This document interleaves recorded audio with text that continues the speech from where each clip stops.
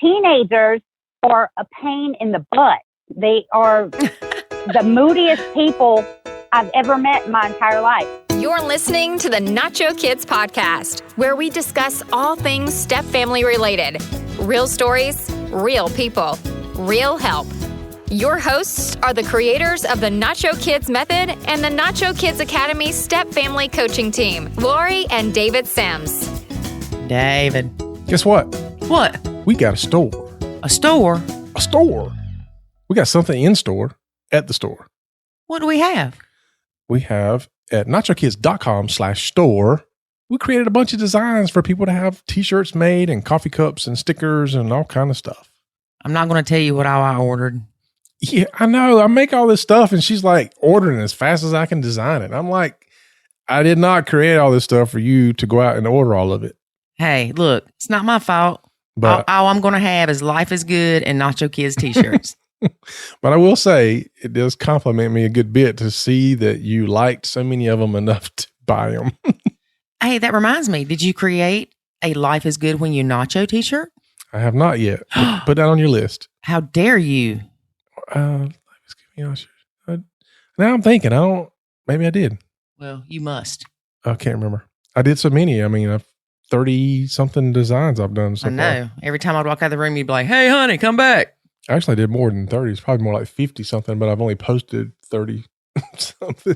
Because, my creativity got sapped out sitting in front of the computer for so long. All day. All right, so what else you got for us? All right, that's our show for today, folks. Yeah. Our guest today, David, guess what? Her name's Heather. No, her name's not Heather. Emily. No, her name's not Emily. Oh, thank goodness. This is her second blend.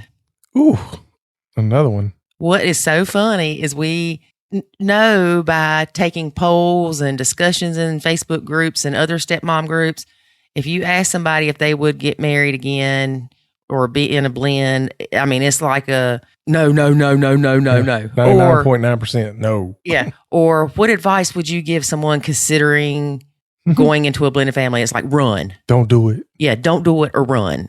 But we keep finding these people that it's their second blend, at least. But here, once again, we have proof that no blend is the same. Her first blend and second blend were like night and day. We had another one like that. Or yeah, I know. Or maybe it should be day and night because the first blend was good and the second blend, little struggles. The same thing happened to the first one. Yeah, you're right. Mm-hmm. So that's why they weren't so hesitant to get into that blend. Right. If it had been the other way around.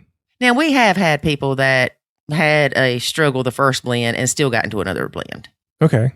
I'll give you that. I can't think of who they are right off, but. Well, that's because your memory is horrible. Of course it is. That's probably why I'll end up doing it again. Doing what again? Being in another blend because I won't remember all the horrible stuff I went through in the first one. Well, one thing she mentions was she's sure that she had struggles in the first blend, but since she's out of that and it's been, quite a few years that she doesn't remember it as much. So it's hard for her to remember the bad. Yep. That's the defense mechanism your mind has. Same thing as having a baby. I know. That's rough. I'm so glad I don't remember all that. Y'all, as you can see, 2020 has not changed, David. I know y'all laughing. It's all right. They're like, we're glad 2020 didn't change him. He's perfect just the way he is. Excuse me while I gag. People can't hear you rolling your eyes. That's why I'm going to gag. I don't really want to gag because my son does that crap all the time. We'll be sitting there and all of a sudden he'll gag and it drives me nuts. And then one of David's kids started doing it with him. So we were riding somewhere and all we kept hearing were these kids gagging back and forth. It was horrible. Anyway. Mm-hmm. And your son started it. Well, let's not talk about where your kids started. See, look, y'all, it starts with tit and tat. I'm telling you. The hardest part of her first blend was not issues with the stepkid. It was the bio parents' inability to co-parent. Okay. And it caused major struggles. We didn't co-parent, my ex and I. Well, I'll say we didn't. We didn't do it well. We did it some.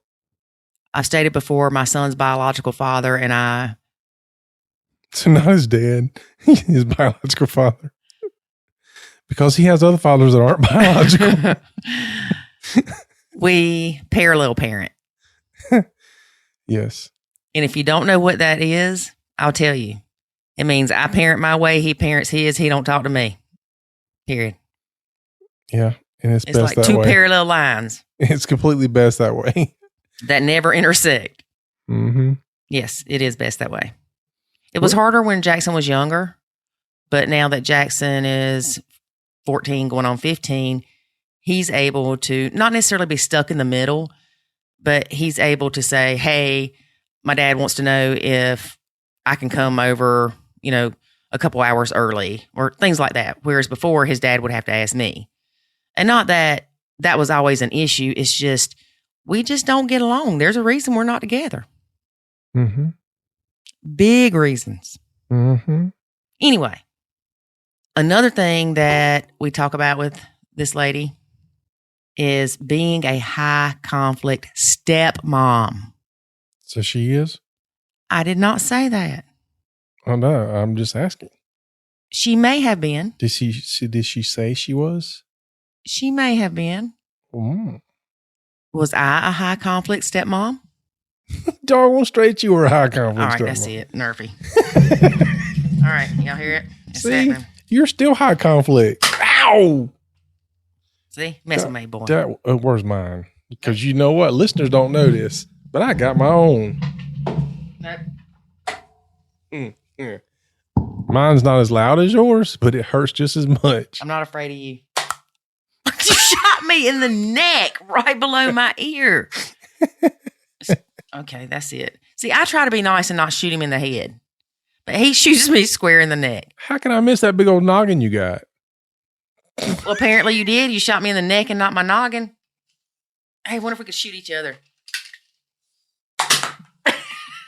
Okay, these people can't see how much fun we're having.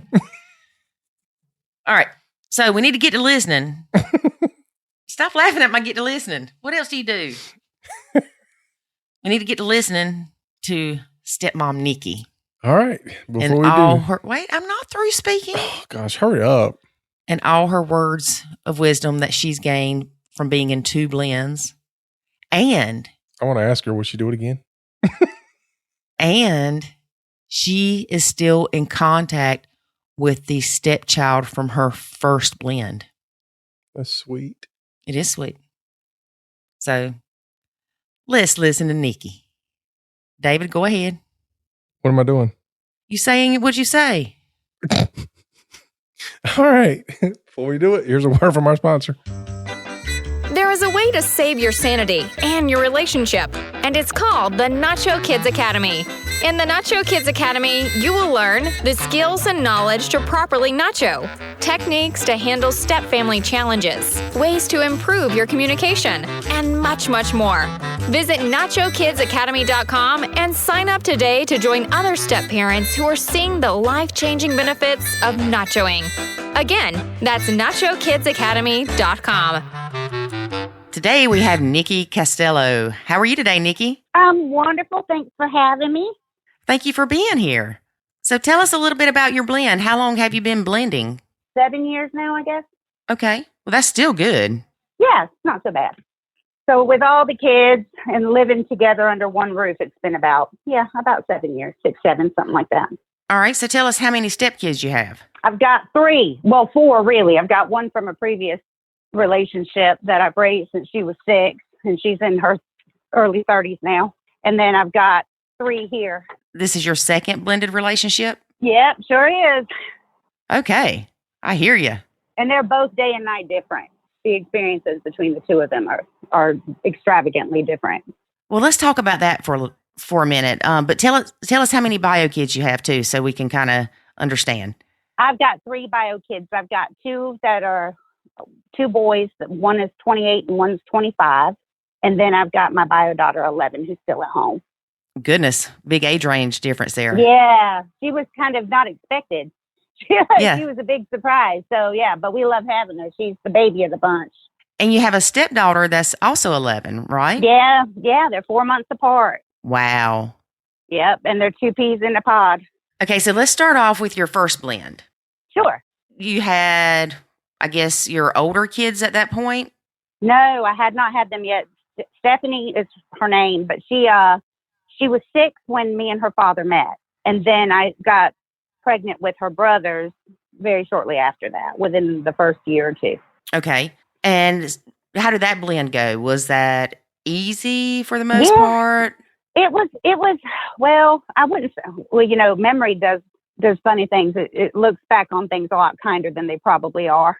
But yes, it was challenging. I do remember that there were parts of it that were challenging. At the beginning, I dealt with, you know, her mom was fairly high conflict at the time, but she was in a lot of pain and she was going through a lot. So that lasted a couple years, probably, maybe even 3.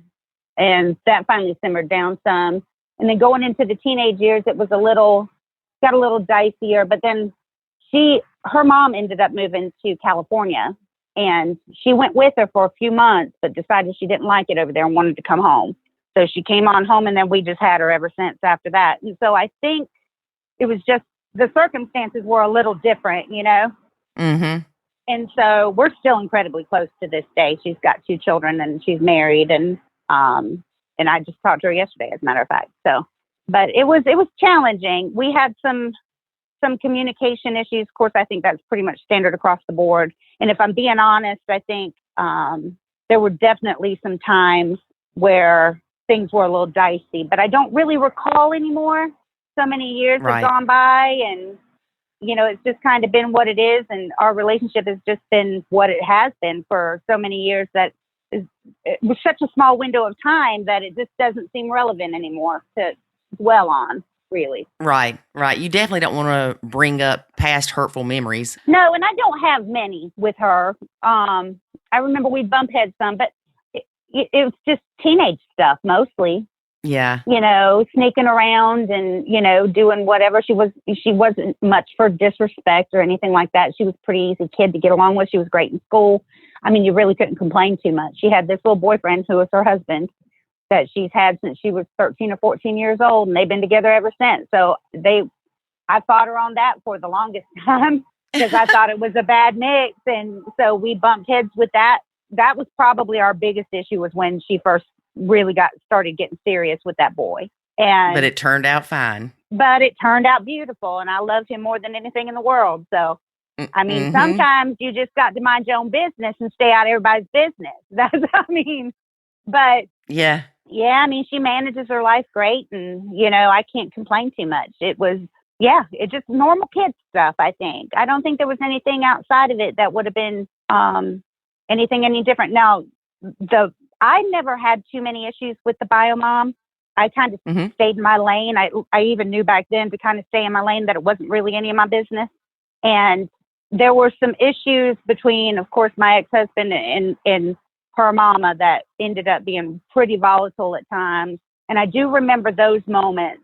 So it was mostly about their ability to communicate with each other and to be able to co-parent effectively.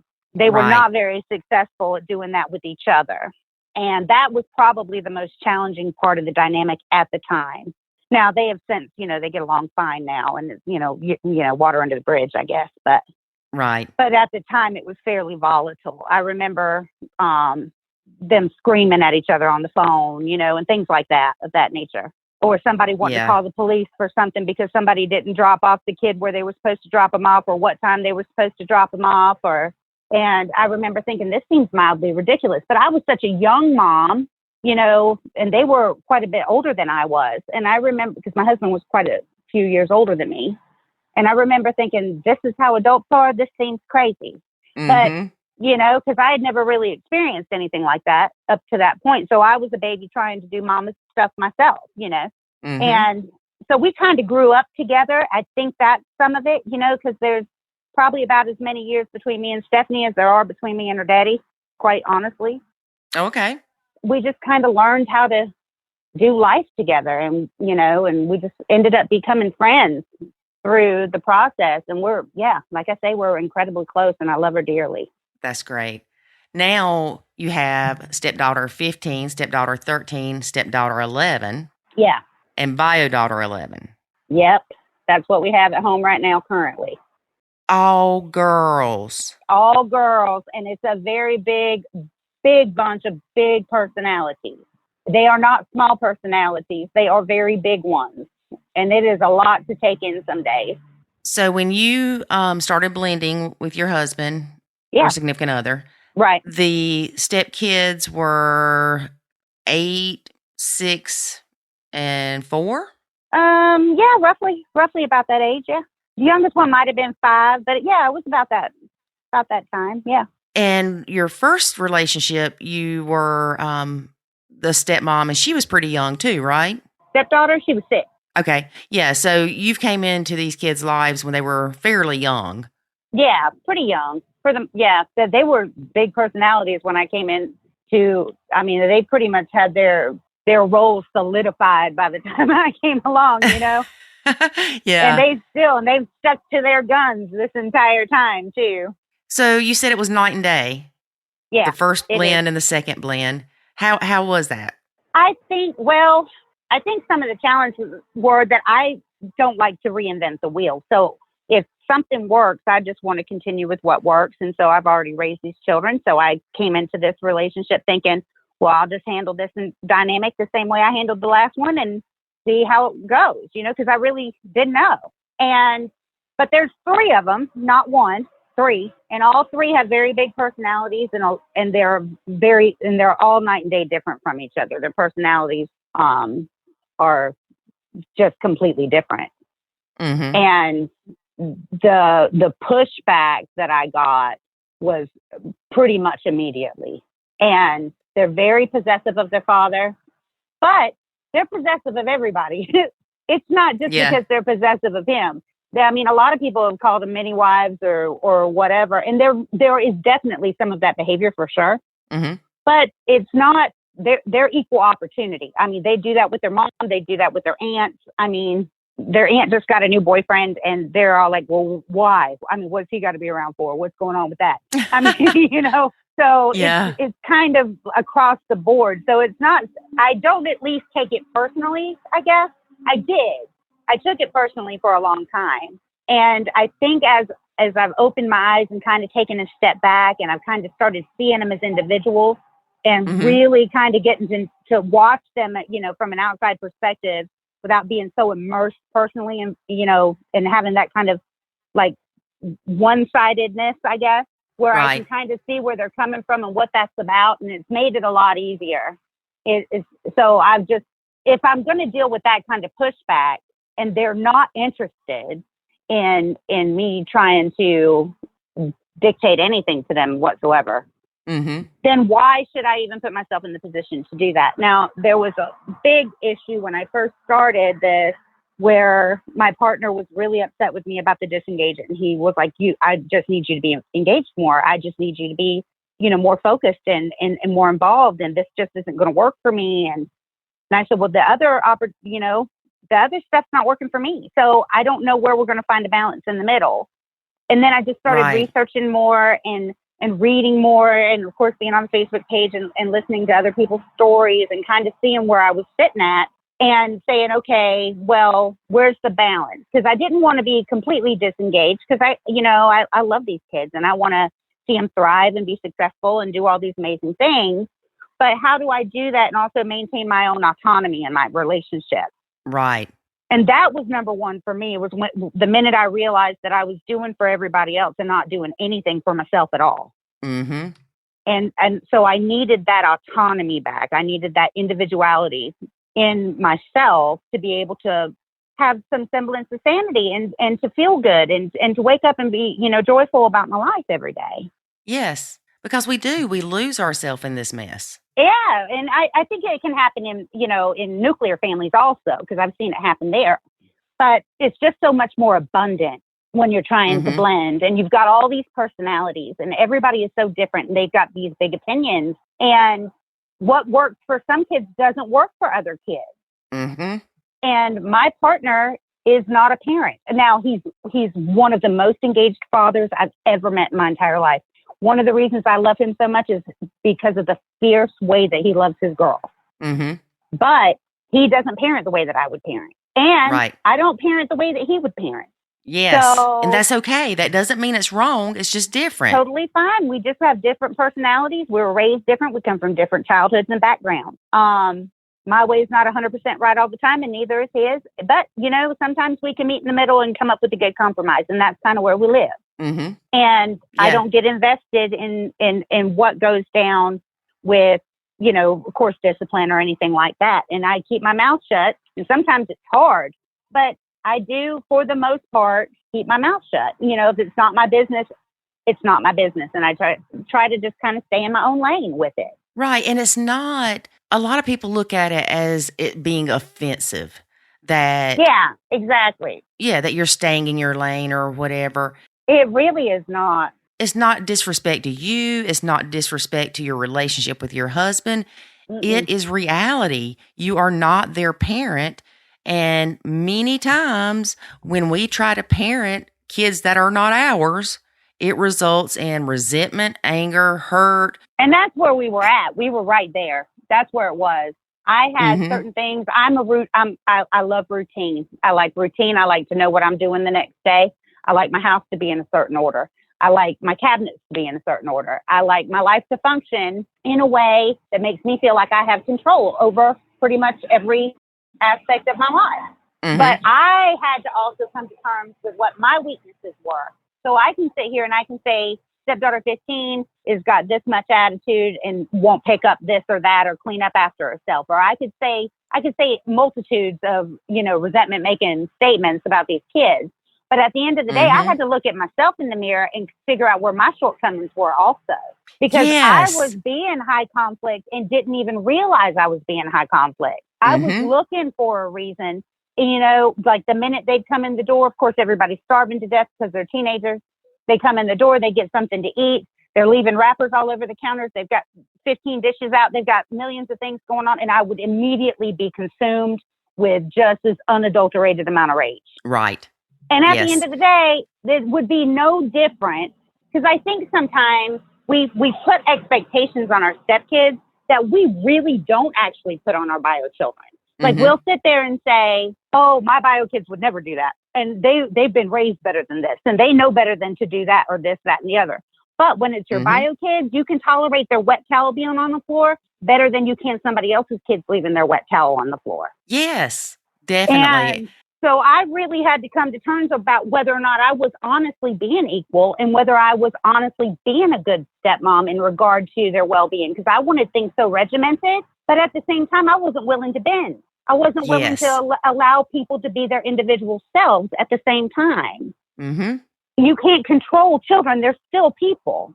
And now you can regulate things and you can set up systems and rules and consequences and all of those things. But at the end of the day, they're still their individual selves and they are entitled to have an opinion about stuff. Yes, they are. And how their life is functioning. They didn't ask for their parents to get divorced. They didn't ask to go through all of the turmoil and the adjustments and having to deal with me. They didn't want that. If you ask them, they never invited me into their life, Right. They didn't pick you. No, they didn't. And I don't know that they would again, but I'm just kidding.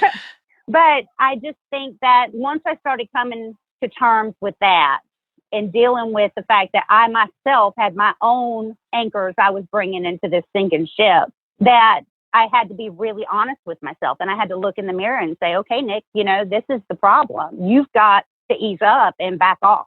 I mean, that's just the reality of it. Yeah, I had a lady in the academy that she said it bothered her that I made it sound like that I was the problem with the blend. And that David, we pick a lot, so David will be like, yeah, well, I knew you were the problem. But he knows that's not the case. But I was 98% of the problem for sure because I absolutely was at least 75% of it. Yeah. And you get to the point where you come in and you see the shoes somewhere out of place. Well, then you get angry and then you're not pleasant to be around. No, so, you're not. Yeah. You're absolutely, it's awful to be around somebody who's in a terrible mood.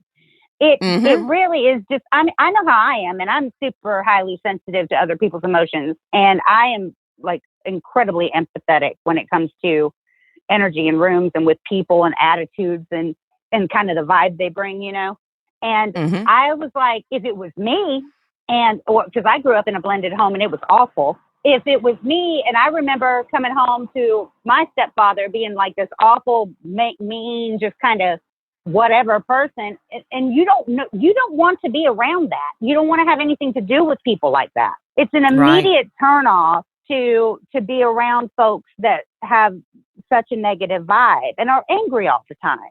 Yeah. And I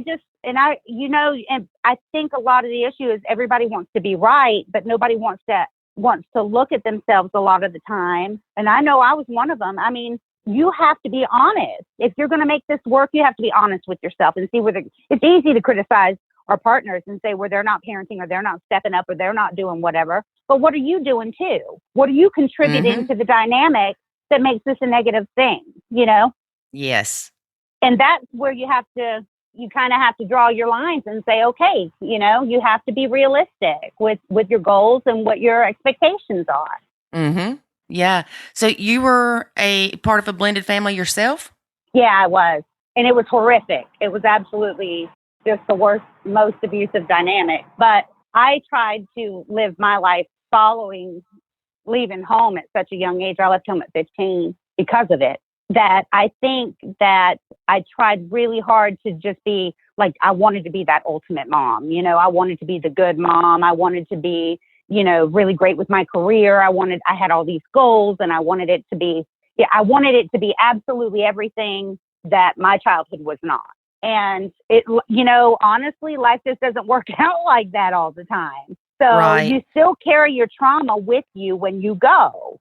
Mm-hmm. And it's really important to unpack all that stuff. And, you know, because a lot of us have a lot of that. We have trauma and stuff that we haven't worked through. And we cater that to our parenting styles and how we communicate and how we're intimate with each other in our friendships and our relationships and with our spouses, you know, and it makes a huge difference. And I think that if you focus more on your own business and taking care of you and practicing things that make you a better human than you were yesterday, then you're on the right track to doing some really good things.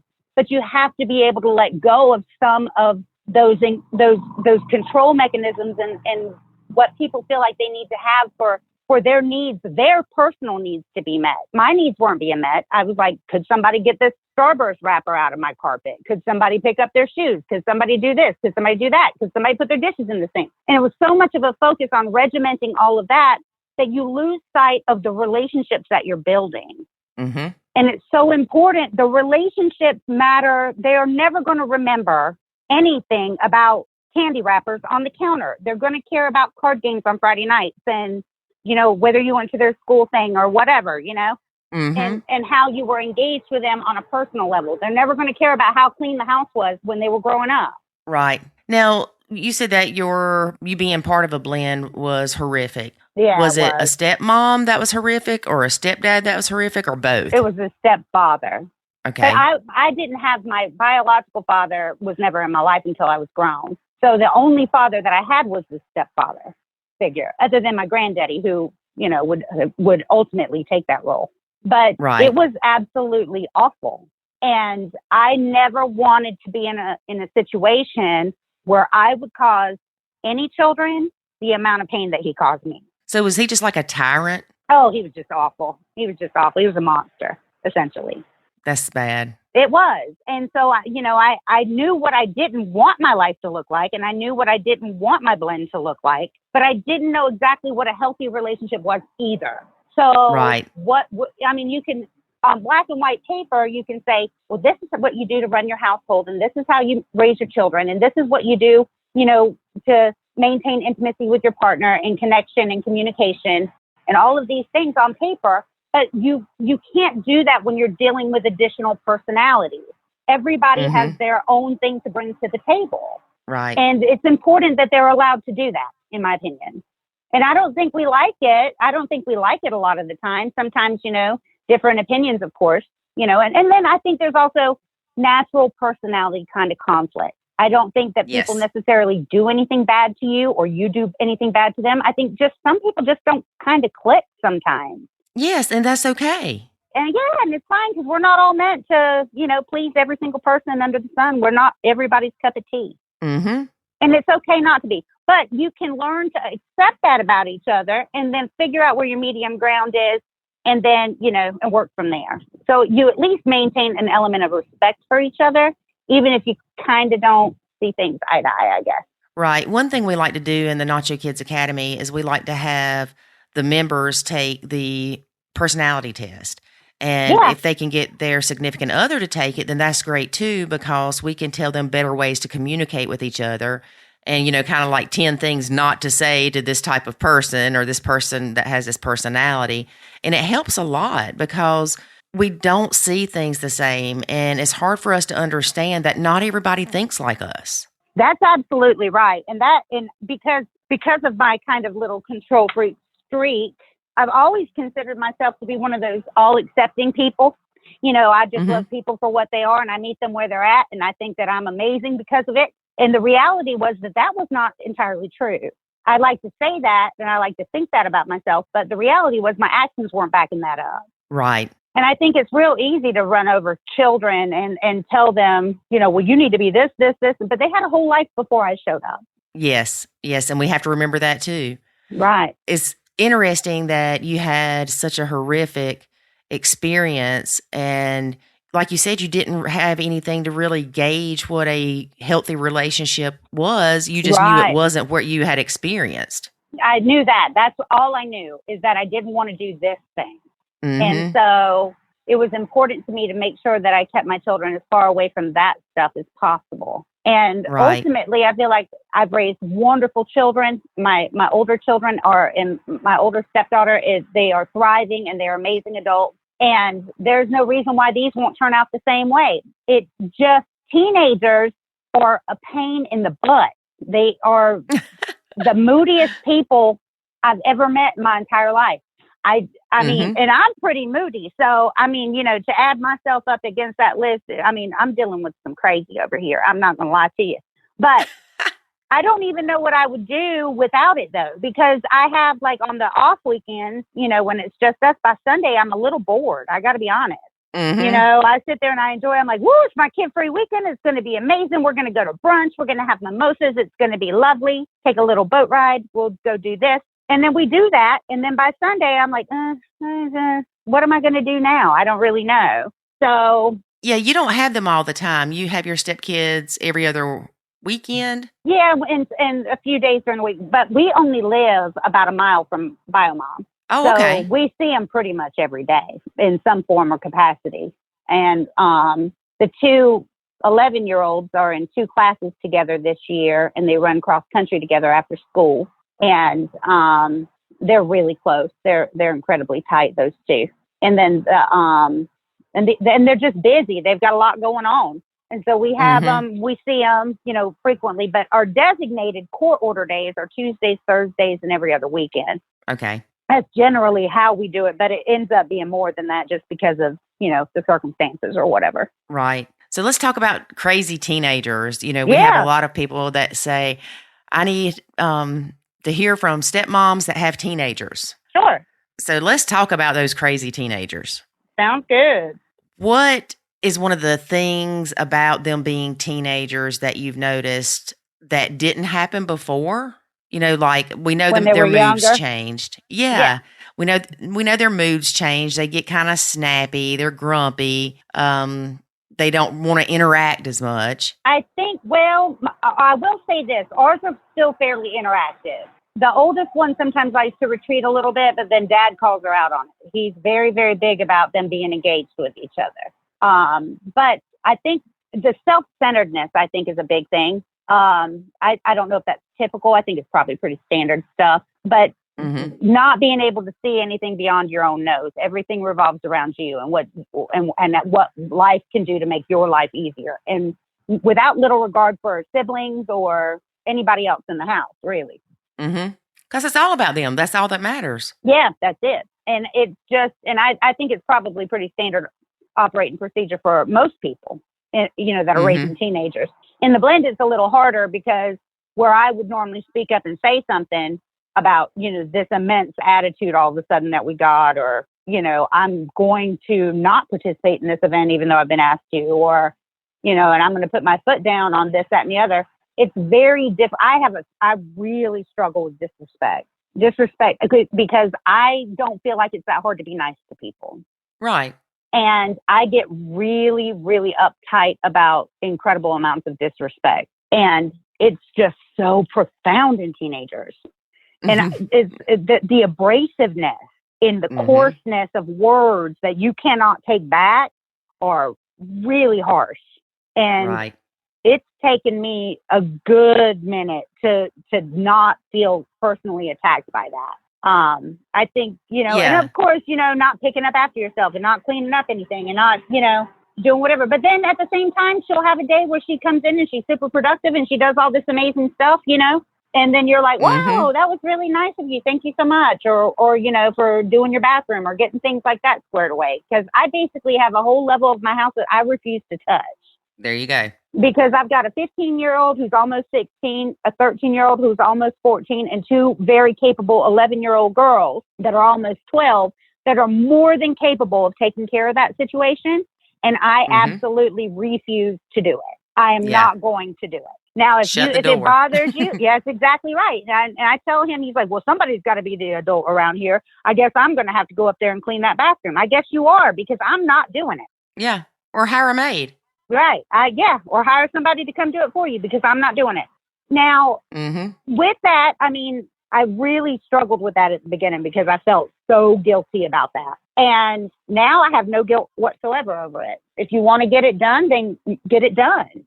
But it's not my responsibility to take care of it, and I'm not going to do it. Right. And I'm not going to play a bunch of games about it. I'm like, no, I'm not doing it, and that's where I draw my line in the sand. So that's where we're at with that. You've got your bio daughter too, so he's got 3 and you've got 1. Right. Does he ever say, well, your kid made part of that mess too? No, I'll tell you what. No, he doesn't do that. He's so much better than I am. He is such a more stellar parent than I am. He will say on occasion, like if Allie, is here by herself, my daughter, if she's here by herself, he'll say something to the effect of, hey, can you make sure this thing gets picked up? Or could you do the litter box today? Or could you, whatever the thing may be. And he just asks her once and she just does it and they move on with their life. There is some of that. I can say, and I've learned how to kind of engage with the kids in ways to get them to do things that I need for them to do. But I don't ask them to do anything most of the time. But if I'm having an issue with something, I might say to the 14-year-old or the 13-year-old who's almost 14, I might say to her, hey, I'm getting ready to go do this. Do you mind if you could take care of this one thing for me while I'm gone so that I don't have to mess with it when I get home? And I found that kind of interaction seems to be more productive. So it's not me necessarily saying, I need you to, barking orders and saying, do this, do that. This is what I need for you to do. But I just kind of ask. And if she doesn't do it, I guess she just doesn't do it, But, but normally they're helpful. So if I say, I've got to go run and get the girls from practice, could you start the oven, and get it preheating for me or whatever? And she'll be like, sure, I can get it done or whatever. And it's just a matter of communication, I think, is the biggest part of the dynamic. Because if I'm not conscious of what I'm saying or my mood or my tone or a million other things, then I don't reap any positive results. And I noticed that with the stepkids when I started re-engaging, I still didn't tell them to do chores or anything like that. I just more re-engaged in conversation and being fun with them. But when I would need help with something, rather than saying, hey, I need you to do the dishes or you need to do this, I would go, can you please help me do this? Yeah, that's where I'm at. That's where I'm at with my re-engagement right now currently. And sometimes it's productive, sometimes it's not. But more often than not, I would say that we're blending quite well right now. Right. And it's been a long time coming because it did about a year ago come to to the point where I thought, if we don't get a grip on figuring out how to do this family dynamic that we have going, we're not going to make it. We're going to be part of the 73% of folks that don't make it. And it won't be for a lack of love and it won't be for a lack of care. It's just because we cannot figure out the logistics on how to get this stuff to work. Right. And that was so important to me that I was willing to do whatever I had to do to make sure that we got where we needed to be. And it's not perfect. Right. You know, kids are just kids. And so you deal with stuff all the time. And the two little ones just started middle school this year. So I'm sure that we're up for a bunch of new surprises with that. And I mean, and I'm dreading it because, you know, they're so sweet right now and I don't want the world to break them. You know what I mean? But I know. I think just letting people have their voice makes a big difference. I really appreciate the re-engagement, but then there's days where, like the older one specifically, me and her bump heads real hard. Mm-hmm. And we have more of a personality conflict than we have anything else, like I was talking about earlier. Right. And if we're not careful, we'll go toe to toe easy. Yeah. And it doesn't take much of a word or, you know, spitting something out of your face that you should have just kept to yourself. And then it's World War III, you know? Mm-hmm. So I really have to be ultra conscious when it comes to her specifically about how we're going to engage today. And so she either wants to hang out with me and tell me about her day and what's going on at school and her friends and all that. And then tomorrow she may hate my guts and not be interested in saying anything to me at all. Mm-hmm. And so I can kind of pick up on those moods the minute she walks in the door. And if she's in one of those, I hate everybody sucks moods. And I'm like, okay, I'm dipping out. Yeah. That's going to be, I'm not going to, you know, intervene today. And so, and she says that she's knowledgeable enough. I mean, she's a super smart girl. And she'll even tell her dad, you know, well, if we're going to go do this for a week, I mean, you know, me and Niki can fight sometimes. So, I mean, what are we going to do about that? It just seems like a long time, you know? So it's on her mind too. Mm-hmm. Is she the one you have the most trouble with? Yeah, she is definitely my trouble for me. And it's not that she's a bad kid or she gets in trouble or does anything. It's just, we don't click great.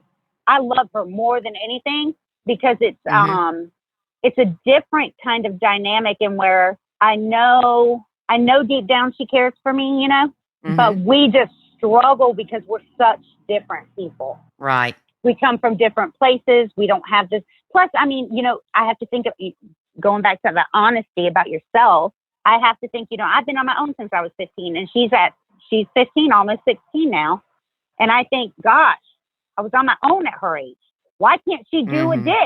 You know? Yeah. So I get some of that I have to reel myself in and say, you're not being reasonable. This is not a reasonable kind of comparison. Right. Because that is not normal. 15-year-olds don't go out and live by themselves. That is not a normal thing. So she's more normal than I was at her age. But I'm like, why can't she clean her bathroom? You know, or whatever it is.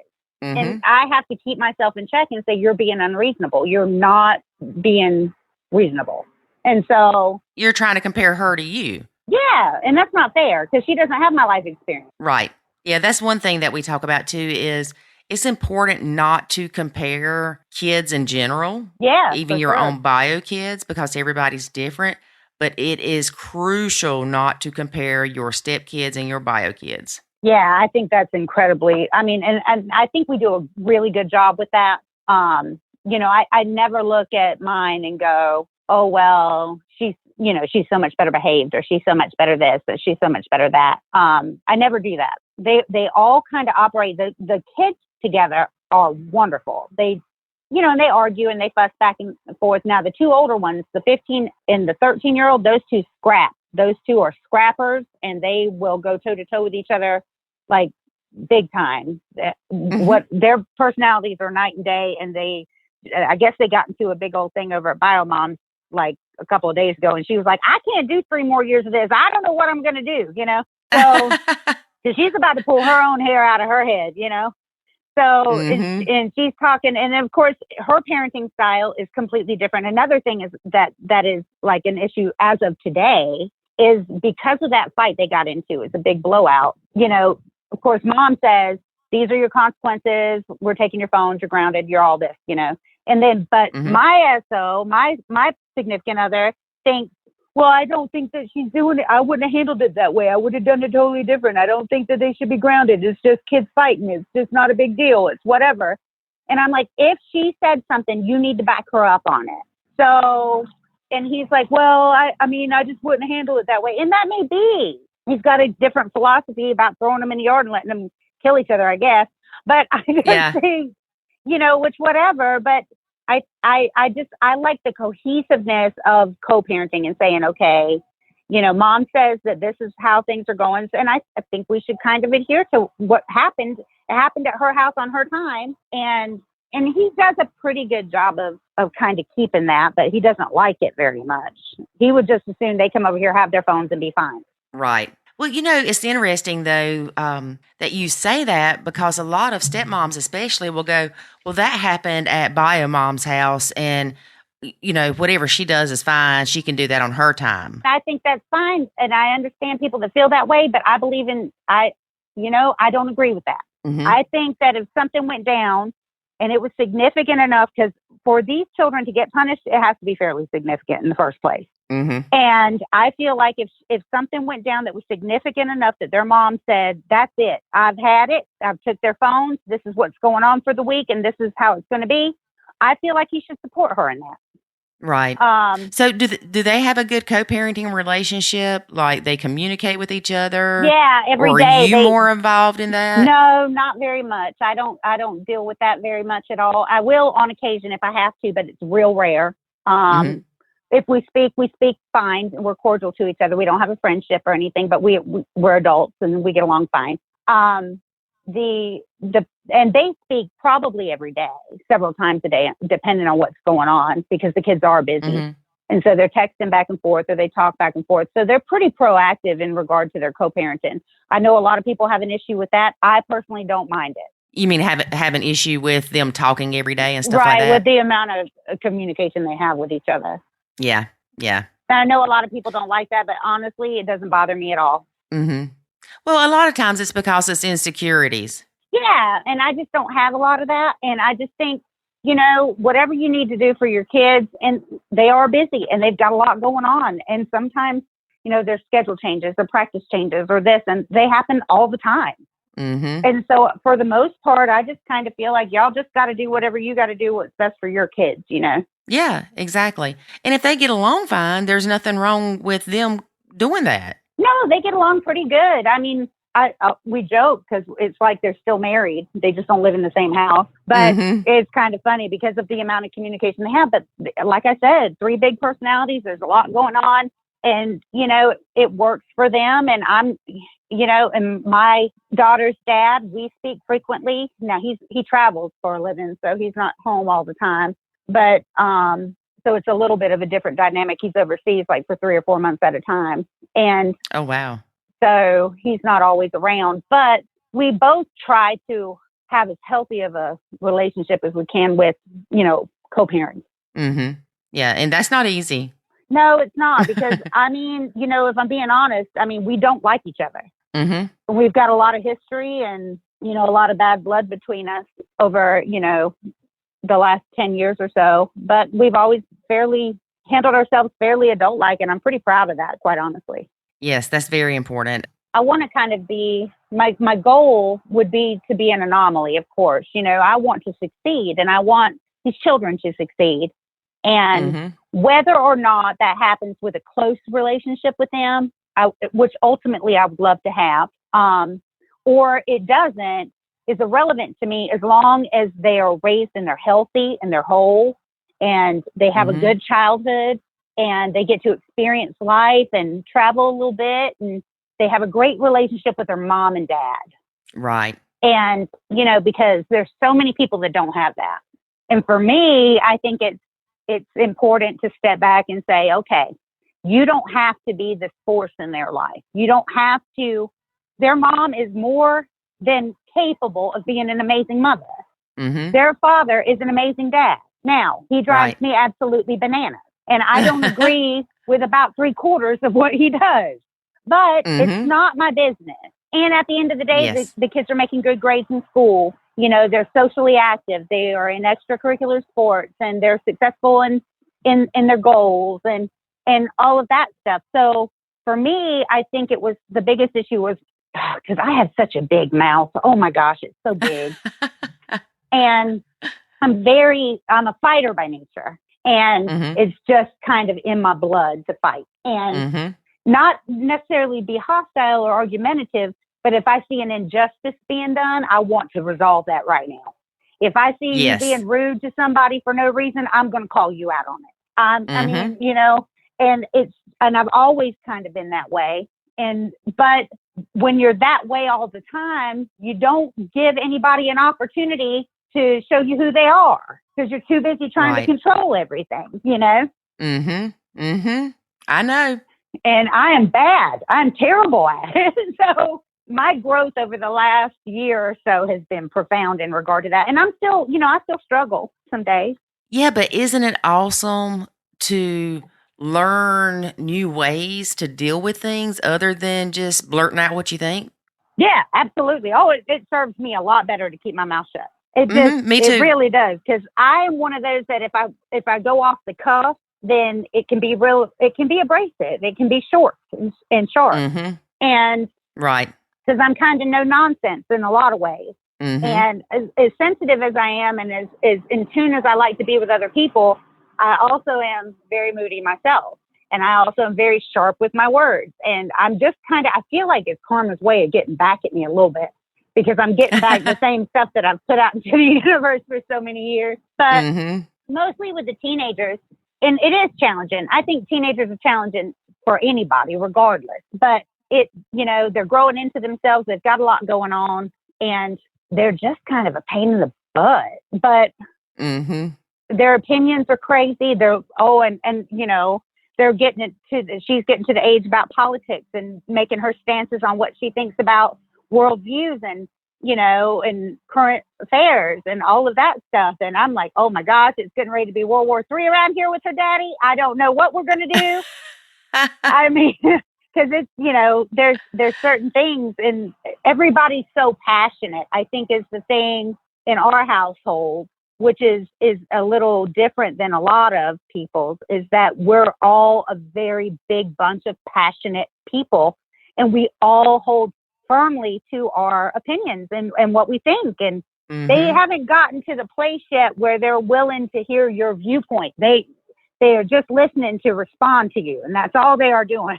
Yes, because they don't believe anything you say is important. No, they don't. They really don't.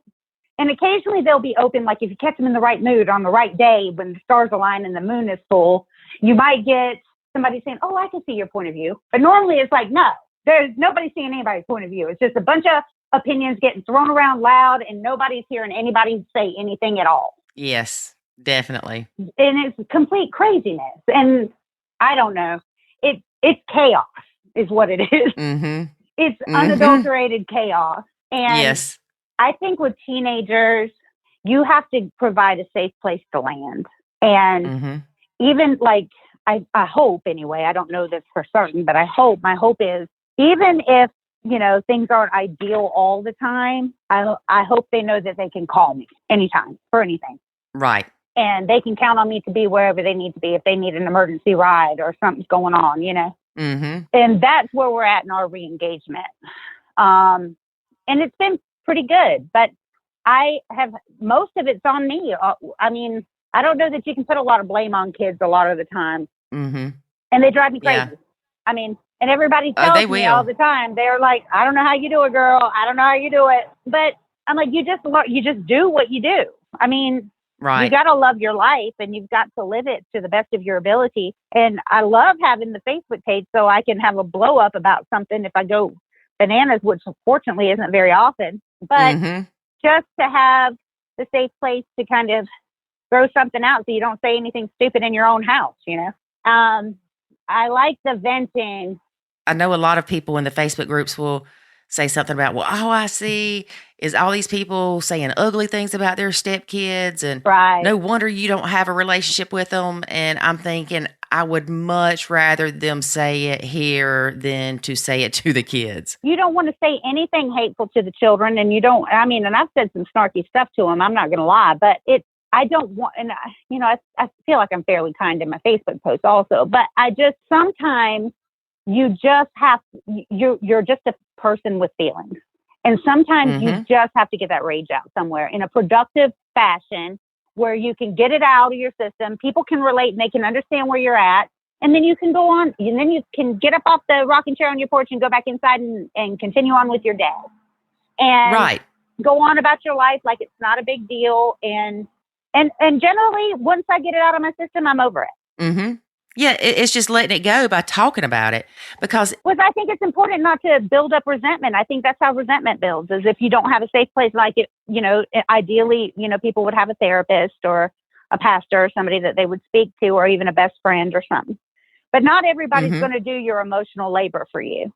So, and it's not their obligation to always be at your beck and call to do your emotional labor for you. Right. You can't just place all of your personal problems on everybody else all of the time and expect them to constantly be there to pick up the pieces for you. So it's good to have a place where you can vent your frustrations, and it's not personal to anybody specific, and you're not weighing your loved ones down with your animosity or resentment, and, put it out in the universe, get it gone and start all over again. Because sometimes it is like, it is a bad race. Sometimes you get up and you're gung-ho and everything works out exactly like you want it to, and communication runs smooth and you've got all this stuff working. And then all of a sudden, the hell falls out of the handbasket right in your lap, and you don't even know how you got there. All it takes is one slip of the tongue and you've started World War III in your home. Over something silly like a banana peel sitting on the counter. It'll be over something that you'll go back 15 minutes later and go, gosh, I wish I hadn't said that. Because it wasn't worth the aftermath. Right. Exactly. That's why it's important when we start feeling angry to go remove ourselves from that situation so we don't say things that we regret. Because like you said, words are something you can't take back. Yeah, that's really important too. It is so important to watch what comes out of your mouth. I mean, it really is. It's very important. What's one piece of advice that you would give somebody that's getting ready to start a blended family? Oh, gosh. I'd say don't do it, probably. But I'm just kidding. Well, really, I mean, it's a commitment. I don't want to say something like, what you're getting into before will you marry this guy or girl or whatever, because I don't buy into that. Yeah, I was going to say, girl, don't make me hang up on you. I'm kidding. No, I don't buy into any of that at all. But what I do think is before you make a huge commitment, that that what you are trying to do, what your goals are for life. Because this isn't for everybody. It just isn't. And you have to know it's not a matter of signing up for stuff, but you have to know that your commitment to your partner is going to go through these challenging times because there's other personalities involved. Yes. And you have to be able to make the commitment and say, this is how I'm going to do it. This is how we're going to approach it. And, and figure out what ways are best for you to be successful in that. And that doesn't require you to have to go through all these relationships and love these kids or do all this stuff. I think ideally that's wonderful. And that's, my goal would be to be in that position. But it's not always the case for everybody. And I don't think it should be the standard. I think that you need to know what you're getting into, though. I definitely think that. Well, and a lot of us, we thought we knew maybe what we were getting into. And then reality hits. You may get into the relationship and the little girl's 4 years old and she just loves you and y'all love shopping together. Yeah, it's true. And they change. That she's 14 and she lives her gut. Yeah. Exactly. So just because things are a certain way now doesn't mean things won't change later. I think the number one piece of advice I would say is learn how to effectively communicate. And it is a skill set. It is not something that you were born with knowing how to do. Read the book, see a therapist, go and talk to, whoever you feel like can, guide you in a really positive direction with that. I think honest, open, transparent communication is key in almost every single situation. Being able to effectively communicate with not just your partner, but with his children also, or her children, I think is, and letting go of control and allowing people, the autonomy to kind of be in their life and live their life the way that they're supposed to. And, going back to what's the old saying, you can't care more than the bio parents care. Right. And it's none of your business. And again, that's not anything bad. It's not saying your husband doesn't love you. It's not saying that you can't love the stepkids. It's saying that some things are not your business. Right. Some things are just not your business. Yeah. The way I look at it is if you work in a production facility and just say that you're a purchasing manager, you don't go bust up into the CEO's office and start trying to do his job. No, exactly. Right. You've got to kind of know what your role is and live there. And you don't have to like it, but that's what you have to do. And so either the relationship is worth that or it's not. But it comes down to that essentially. But if you're going to make things work, it takes everybody doing their part, really. Right. And you can't go in and be half committed to your relationship. No, you cannot. One thing that David and I did, once I started nachoing, it was we are committed. There's no talking of divorce. There's no talking of separation. We will find a way to make this work. Right. You can't have one foot out the door. No, you can't, because it won't work if you do. I mean, You're just like spinning your wheels at that point, and it's just a matter of time about whether when this whole thing is going to combust. Exactly. I mean, the way I look at it is if you already have one foot out the door, then you've already halfway conceded to being divorced. Yeah, you've already halfway left. So you might as well just go ahead and leave then, because you're just a matter of time before it's all going to come unraveled anyway. And I think that that's when you have to make the decision. And whenever I decided to start nachoing, I said, okay, this is where I'm at, and this is how I feel about a lot of things. And I was so full of resentment and so full of animosity, and I was so unhappy, and I cried every day, and it was just miserable. I was miserable. And I said, okay, what steps can I take for myself to make this a better situation for starters? What can I do personally that can make this better? And I started kind of saying, okay, well, let's just take a step back and put the onus on him, to take care of the responsibilities when it comes to these 3 children. And that's what I did. And it was, it was pretty volatile for the first, I guess 3 months or so. It was a little hard for him to adjust to. And then I just started slowly kind of disengaging from the kids in the way that I was before. But and it was probably painful for the kids too, if I'm being honest. I know it was painful for me because I still didn't quite know what I was doing yet. And I felt like, well, this doesn't feel good either, this disengaging and kind of not dealing with anything in the house and dealing with these kids. I didn't like that feeling very much. And so the re-engagement, once I started studying the re-engagement part of it, I thought, okay, so the goal is to re-engage in a different capacity. And that made me feel a lot better about the method. And because ultimately my goal was not to live with strangers in my home and, or to have like an us against them kind of dynamic. And so it was really important to me to figure out how to repair the couple of years that kind of flipped sideways on us, and that's what we've been working on. And it's been pretty good. I mean, I really can't complain. And luckily for me, I'm kind of, well, my partner would say I'm a very big grudge holder, and I probably am to some degree.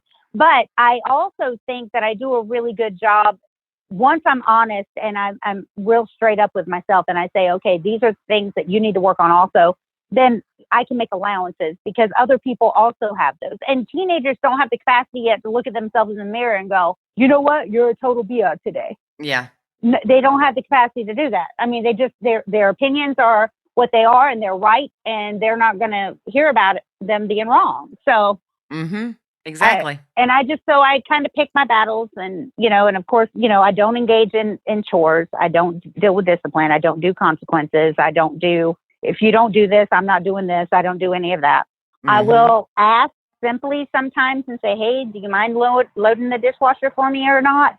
And if they choose to, that's on them. If they don't, then, it just doesn't get done that way. And it's okay. Yeah. Yep.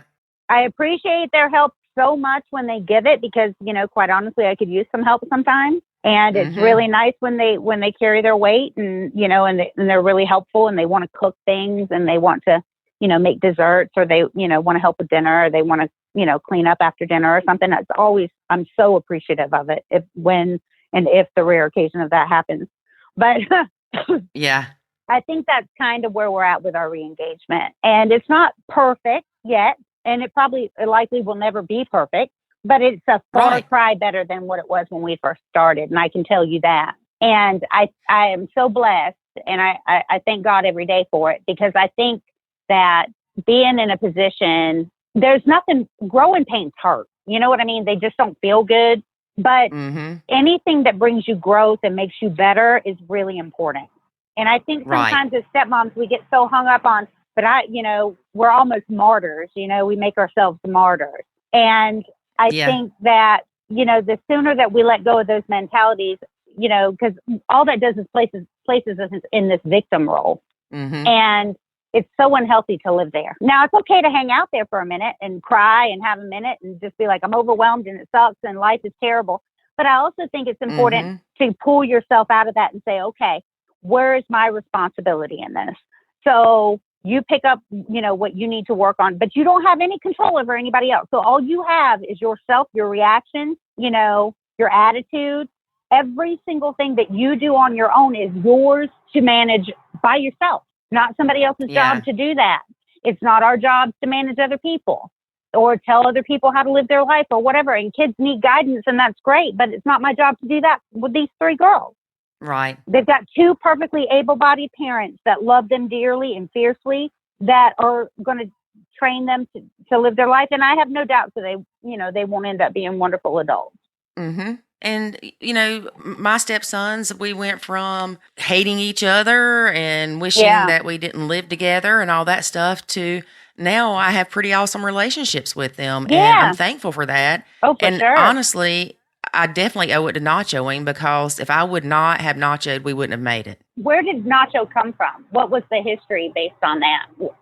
The initial concept that you guys came up with, did you just kind of come up with it on the fly, or was it something that you researched and put into motion? Or We researched before we got married. And once we started talking about blending, we did a lot of research because we knew it wouldn't be easy. We went to a counselor that I knew and talked to him about things about blending, and kind of got his input, And year 3, right around year 3, that's when we were about to split up. Instead of calling a divorce attorney, I called this counselor and I said, can we come talk to you? And it was funny because he's like, I was waiting for your call, because he knew this was so hard. Yeah. And since he knew me, he was very adamant to tell me over and over and over and over and over again, they are not your kids. Right. And, the first time he said it, I'm like, duh, I know that. And then he said it again, and I was like, it kind of hurt my feelings a little bit, because I'm like, but I do care about them. I want them to grow up and be responsible humans and adults and, all this stuff. And then I would say something like about them brushing their teeth, their hygiene or something. He'd go, they are not your kids. And I'd say, but I don't want their teeth to fall out of their head. And he would say, they are not your kids. I am not kidding. That is the only thing this man said to me. And it's so true, though. It's so true. But I'm like, did you fall and hit your head or something? And he kind of laughed at me. But we left, and I'm not kidding when I say this. It was like the clouds opened up and the beams from heaven came down. And I'm like, they're not my kids. Yeah. And then the next thought was, I'm creating my own misery. Yeah, exactly. Amen. I feel that so much. Yeah. And then it was, okay, something's got to change. And unfortunately, most of that's going to have to be me. Right. And, it wasn't like instantaneous. The disengaging part was instantaneous. I didn't engage with them in anything that could be construed as or turn into any engagement that was negative. Right. And it was hard. Oh, it was very hard. I did that too. It was so hard. And then I went through why am I the only one that has to change? It's not like y'all were perfect.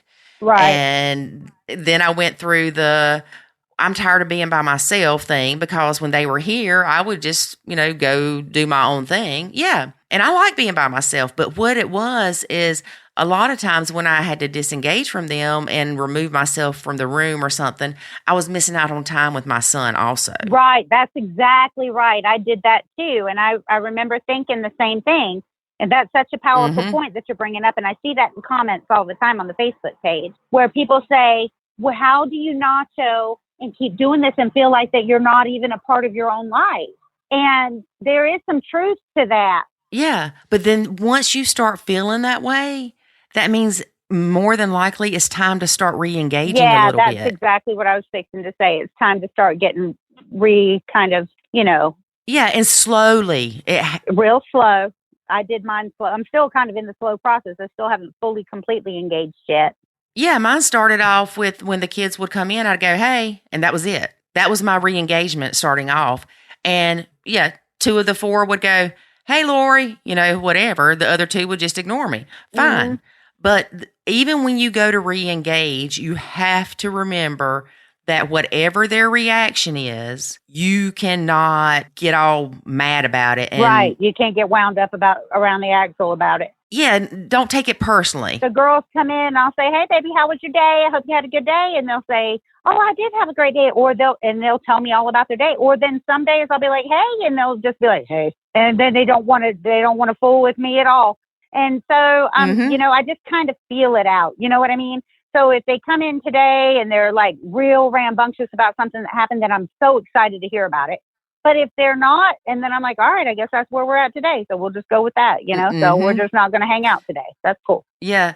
And what's funny is the kids would come up and they'd ask Dave, they were like, where's Lori? I can't wait to tell her whatever. Right. Yeah. I mean, it was night and day. My 14-year-old, or almost 14-year-old, she went, my bio daughter's grandfather on her daddy's side, he's a pilot. And they run out of this little airport right up, about a 45-minute ride from our house. And he likes to fly. Well, they had this little thing called, I think it's the Little Eagles or something like that, where they were hosting 6 to 17-year-olds that could come in for a big pancake breakfast. And then a pilot would take them up in these, little plane for 15, 20 minutes or something and fly them around and bring them back down. Well, she wants to be a pilot. She wants to be a pilot when she, grows up. And so she's super serious about it. I have no doubts that she won't be a pilot. She wants to fly 747s and just have a stay-at-home dad taking care of her 3 kids that she's already got planned out. So, oh, that's awesome. Yeah, she really does. And she wants to move to Georgia because that's the biggest airport on the Eastern Seaboard because she wants to work out of Atlanta.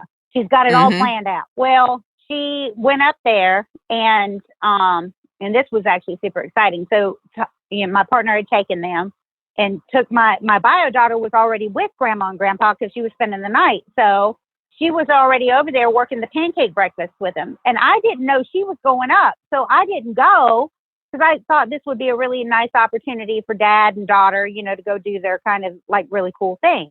And well, the next thing I know, I'm getting pictures of my bio daughter going up in a plane. She's wearing a headset. She's got all this stuff going on. I'm like, I'm missing everything. So, but it was so exciting because he took them and stayed the morning with them. And then when they came back to the house, because it was technically their mom's weekend, when they came back to the house, she was like, and I was in the shower, she was like, well, I need to go by the house because I want to tell Niki how it went.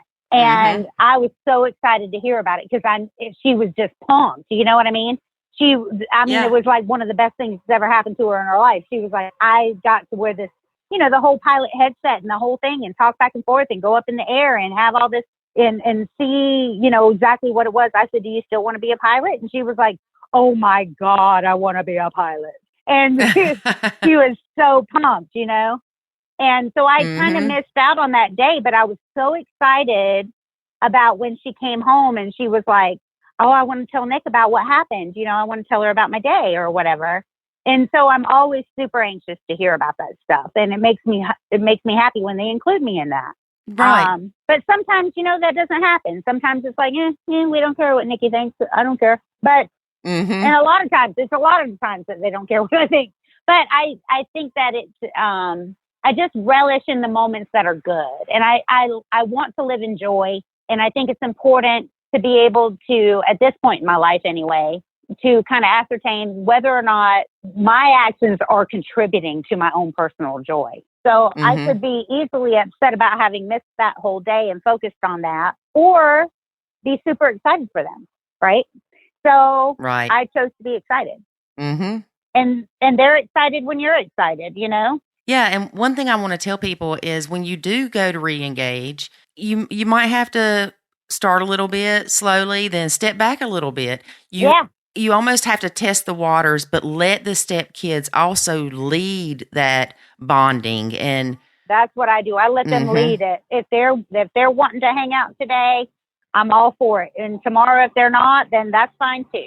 And then I just go read a book or sit on my phone and throw through Facebook or Instagram, or I'll talk to some girlfriends or whatever, you know. I just kind of do my own thing. And, you know, sometimes it's just, you never know. With teenagers, it's so difficult because you don't know what you're dealing with the minute they come in the door. It could be that they're super great about their day, even if they're ambivalent, be in a great mood. Or tomorrow they could come in and just be kind of in a foul mood and don't really want to deal with anybody and just want to make things complicated or fight with their siblings or pick arguments or whatever just for the sake of fighting or whatever reason. And I think, well, you know, they're just going to have to do them, I guess, because I'm not getting invested in any of that. And as far as them fighting and all that, I'm like, well, you're just going to have to take it out in the yard. That's all I care about. Just take it in the yard and don't tear my house up. That's all. If y'all want to kill each other out in the yard, that's your business. Just take it outside. That's all. Right. And exactly. Now everybody will probably chew me up one side and down the other for that comment. But I just think that kids are just kind of kids, man. And they're not that much different. And some, you know, are a lot more, you know, are harder to manage than others. That's for sure. But you don't know what everybody's been through. And I think, like, you know, I'll read some stuff and I'll have days where I feel a little bit of hopelessness. I'm like, gosh, is this going to get better? Or not as much now, but at the beginning, I'm like, I don't feel like this is going to get any better. And I mean, are you going to do this for 6 more years? I mean, it's just painful to think about. And then I know people have like clocks where they're counting down for their kids to turn 18 so they can get them out of the house and stuff. And, you know, and I think, well, I'm fortunate in that I don't have that. Right. Because I do know families that do, and I know it's very difficult, very difficult. And my heart goes out to families that are dealing with a lot of stuff like that, because the situations are they're just hellish sometimes. And having faith and trying to be hopeful and figure your way through the whole source of all of the resentment and all of the animosity and all of the, you know, the pain that comes along with, you know, words being said that can't be taken back and that kind of stuff. I think that people really struggle and hold on to that grief. And we're so much better off if we don't take that stuff personal. And I mean, and even if it is personal, there's nothing we can do about it. So, you know, all you can do is kind of live your best life, you know, to the best of your ability and, you know, and be available to what you're capable of being available for. And do the best you can with what you got, really. Exactly. I feel like, I mean, there's 73% of step families that don't make it. And there's a reason for that. Yep. And there's a reason. That's for sure. Yeah, it absolutely is that way. So I just wish everybody the best of luck. And, you know, and I hope that people have a support system set up or therapy or something where they have a safe place and, you know, to land, and they've got, you know, resources or a best friend or somebody that can kind of help them out at least. Because blended families are not easy. They're very, very difficult. But I will say this, that if you can make it work, it's totally worth it, because nothing bad ever happens to loving too many people. That's true. That is true. Well, Niki, thank you so much for being a guest on our podcast. I really appreciate it. And I know that your story is going to help a lot of people with their teenage stepkids. Well, I am so happy that you invited me to be here, and I have thoroughly enjoyed myself, Lori. Well, thank you very much. And I hope we can talk soon. Absolutely. Thanks. Bye-bye. Bye. David and I may have to start doing vlogging or YouTube videos, because with podcasts, you can't see all the fun we have. Like the Nerf gun fight we just had. Yes. It is so much fun shooting you for some reason. And you can't see when I roll my eyes at David when he says stuff. Like just now. Which would be very often. Yes. You should have like very good muscles behind your eyes. I do. As you roll your eyes at me. So maybe one day, folks. You never know. Because we got to get you on video because you complain all the time. I don't want to be on video. I don't like the way I look on video. I don't like being seen. But you're beautiful. You're so sweet. And for those of you that don't know, David's vision is terrible. If I were blind, you would be beautiful. I would put my hands on you and say, I feel the beauty. I would read you with my fingertips. I try to do that now and you're like, get your hands off me. Oh, y'all can tell 2020 didn't get rid of David's stupidity. Come here, I'll read you. Go away. One thing that's very interesting is David mentioned something the other day that Niki and I talked about. And David didn't know this, but it was putting expectations on your stepkids that you don't put on your own bio kids. Mm-hmm. Go ahead, David. I'm just saying. Okay. That my kids were being held to a higher standard than your own in certain areas. But here's the thing. And I believe it was Laura Petherbridge on our podcast with her that said, you see your own kids out of the eyes of love. You see your stepkids out of the eyes of responsibility. Before you say anything, David, if my son leaves something on the counter that needs to go in the sink, it does not affect me the same as it does if your kids left something on the counter. Because as a parent, I am responsible for my child. I'm not responsible for your children because they ain't my kids. Mm-hmm. So for me to have to pick up after them just gripes me. Right. Not that it doesn't gripe me sometimes to pick up after my own kid, but it's not the same. I think that was Ron Deal that said that. I think it was Laura Petherbridge. One of them smart people. The smart stepmom, the smart stepdad. One of them smart people. Either way, it's different. Either way, there were things that my kids would do, and it would gripe you so bad, and your kid would do the same thing, or worse, and you'd be, oh, ain't that so sweet? This is what people would call exaggeration. David is exaggerating. No, you would be exaggerating when you would say stuff like, Jackson can tiptoe down the hallway and you're hollering at him, but if your kid's running through the house like a bunch of elephants and you don't say anything. That's the truth, people. That is the truth.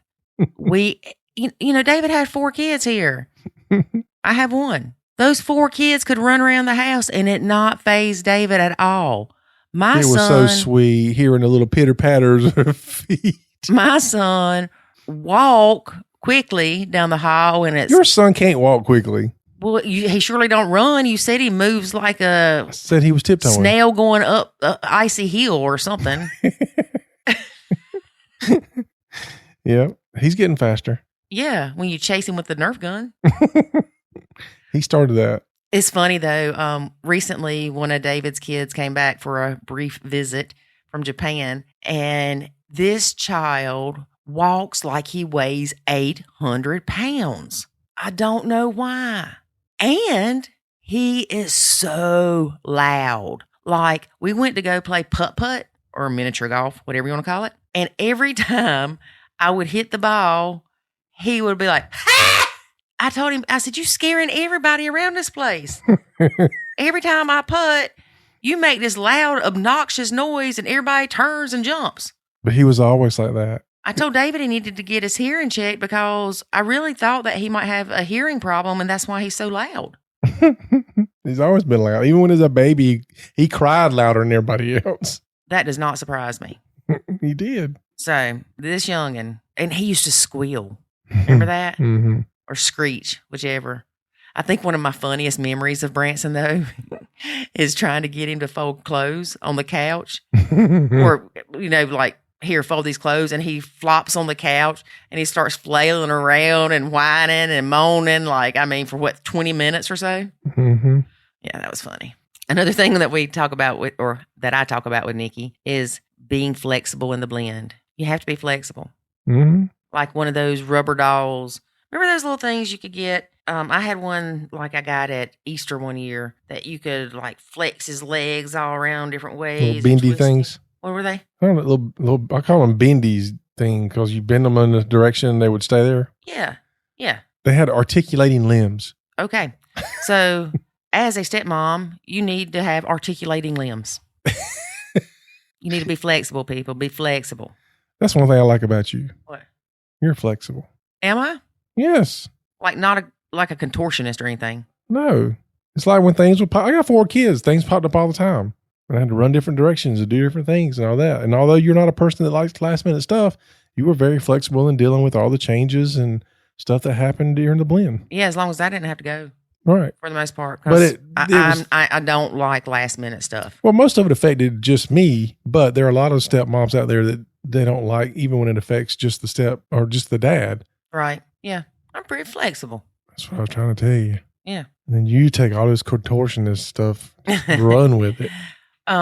She also talks about the stepmom bringing in her own anchors to the sinking ship. I like that. Mm-hmm. That was pretty good. That was great. That was really good. I liked it. Now, one thing we didn't mention in the beginning, which you heard during the podcast, was that she grew up in a blended family herself, and it was awful. And so she knew that whatever her situation was in a blended relationship, that she was not going to have it be like that. That's good. Mm-hmm. And one thing, too, that I like that we talk about is as a step parent or as an individual in life, you have to realize your own contributions to your surroundings. And David, this falls back on me saying that I was 90 whatever % of the problem, 99.9, because of my contributions.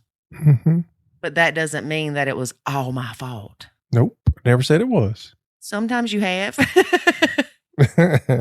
Look, just because I told you to go see a shrink. You didn't tell me to go see a shrink. You told me I was bipolar. Well, that too. I just said you was crazy. You still tell me that. Cray. It's because you would love me when I got home and then hate me in 5 minutes. That's because you're kids. See? Yep. All right. For those that would like to send hate mail to David, remember it's... I did look and davidhaters.com is available. So somebody might want to snag that before I do. All right. And we talk about the importance of communication. That is important. Mm-hmm. And the way you communicate. It's not just about communication. It's the way you communicate. You have to learn to listen. You can't listen if you're already thinking about what you're going to say. Well, have you ever tested people on their communication styles like you do their personality traits? No. I will make a note of that. You should. All right. So in the academy, we're going to add communication styles. That's a great idea. Once I research it and learn more about it. And one last thing that we talk about is not comparing your stepkids and your bio kids. Shoot, don't even compare your stepkids to the other stepkids or the bio kids to the other bio kids. Right. And it's funny because growing up, it used to make me mad that my parents did not hold my sisters to the same standards they did me when it came to school and grades. So I guess they had no problem not comparing us. That's because they knew you had more potential. Oh, whatever. You were the last hope. No, Courtney was after me. Exactly. And that is why my sister cannot edit these podcasts. All right. So we really enjoyed having Niki. I love hearing everybody's different perspectives. One person left a review and said that they would like for us to have a high conflict bio mom on here. Okay. If you're a high conflict bio mom, please contact me at Lori@nachokids.com because I'd love to have you as a guest on our podcast. We'll talk about why you so high conflict. Yeah. If you realize that you're a high conflict bio mom. Now, here's the kicker. I can admit that I may have been quite possibly a high conflict bio mom at one point in time. That's all I'm going to say. So you can interview yourself. I'm going to interview myself, y'all. That'll be interesting. Hey, this is stupid, but I got to tell you anyway. I went to court with somebody one time, and the guy represented himself, and he honestly would ask himself a question and then go sit on the stand and answer. And the judge let him do it because it was so entertaining. Wow. It was hilarious. So he would step off the stand, ask another question, and go sit back on the stand and answer it. Yes, he did. That's hilarious. Yes. And everybody in that place was laughing, and except for the dude. Like, he was serious. He acted like he was the attorney, and then he would, go sit and answer the question like he was his client. That's awesome. He'd even say, well, yes, sir. Da-da-da-da-da-da. Mm-hmm. All right. So tune in next week when we will be announcing the winners of our NachoKids.com review contest, whatever it's called. Yep, we will be here. You'll find out. Anything else, honey? No, darling. All right. Catch you next week, folks. Peace out. Take it easy. Thanks for listening to this episode of the Nacho Kids Podcast. Find us online at nachokids.com. Until next time, remember, life is good when you nacho.